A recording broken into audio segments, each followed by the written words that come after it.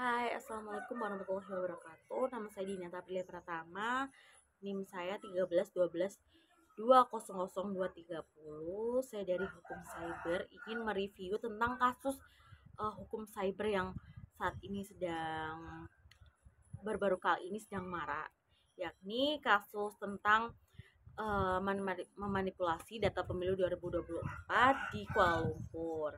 Nah guys, hari ini aku mau cerita kasus ini yang bikin geger di dunia politik Indonesia tahun lalu.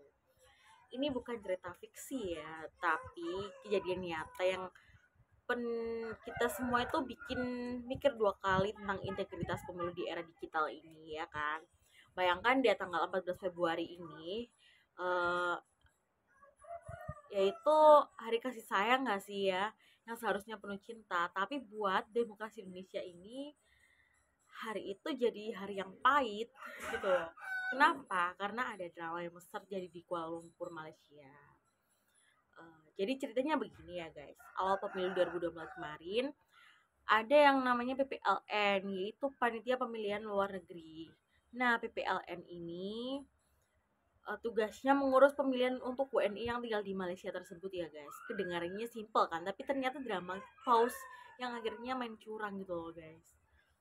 Nah, ini dia yang bikin gue merinding juga sih waktu pertama kali dengar ada 7 orang anggota BPLN Kuala Lumpur yang ketahuan melakukan manipulasi data. Bayangin aja deh, mereka ini yang paling dipercaya oleh negara sih untuk menjaga integritas pemilu, tapi malah mengkhianati kepercayaan itu guys. Gimana sih ceritanya mereka bisa ketahuan manipulasi data itu?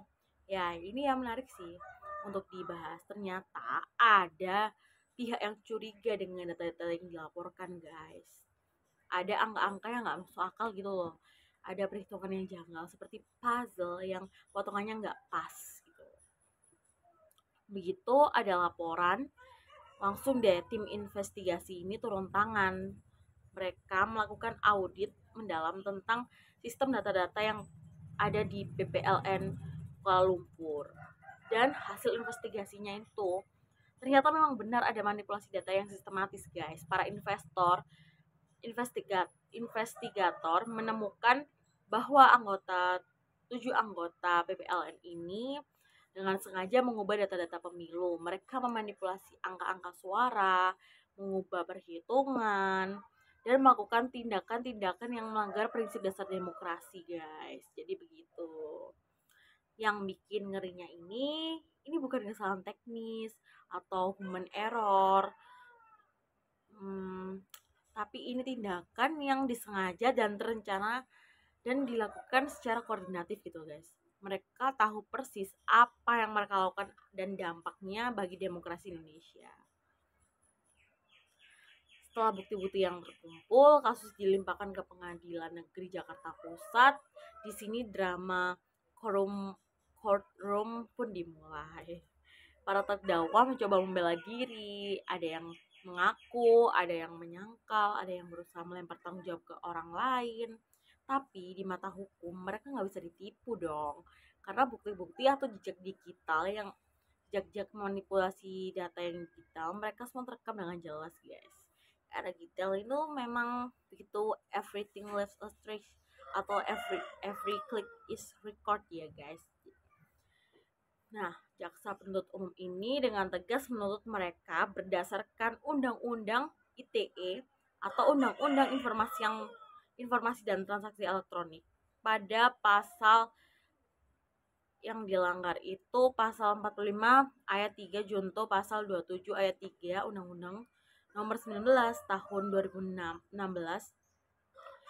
yang intinya mereka melakukan tindak pidana cyber yang merusak integritas data gitu guys.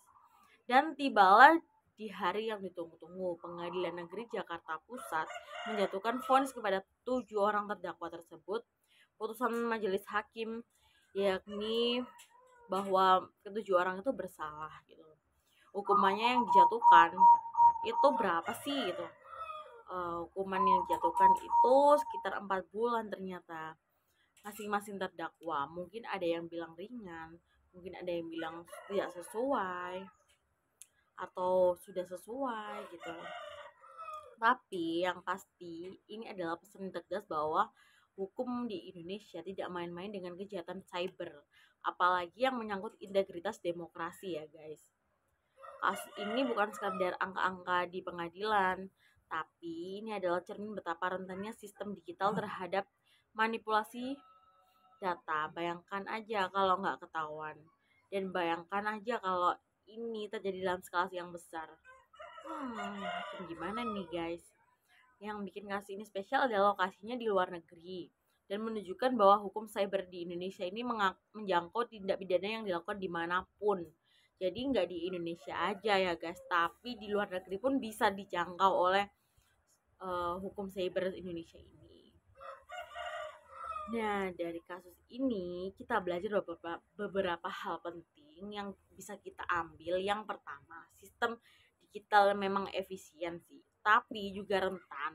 Kita butuh pengawasan yang ketat dan sistem keamanan yang robust. Begitu ya guys. Yang kedua, integritas personal masih jadi faktor utama. Teknologi canggih sekalipun nggak ada artinya kalau orangnya nggak jujur. Yang ketiga, transparansi dan audit adalah kunci. Tanpa mekanisme pengawasan yang baik, potensi penyalahgunaan akan selalu ada. Ya, ini sih ya guys yang penting ya, yang poin ketiga. Jadi, itulah cerita tentang kasus manipulasi data pemilu 2024 di Kuala Lumpur. Sebuah reminder buat kita ya guys di era digital ini. Setiap klik, setiap data entry, setiap tindakan yang kita lakukan atau yang kita jalani saat ini punya konsekuensi hukum yang nyata. Semoga kasus seperti ini nggak terulang lagi guys. Semoga integritas demokrasi di Indonesia ini semakin kuat juga gitu. Dan semoga kita semua lebih aware pentingnya menjaga kejujuran dalam setiap aspek kehidupan termasuk di dunia digital ini. Ya, terima kasih. Wassalamualaikum warahmatullahi wabarakatuh.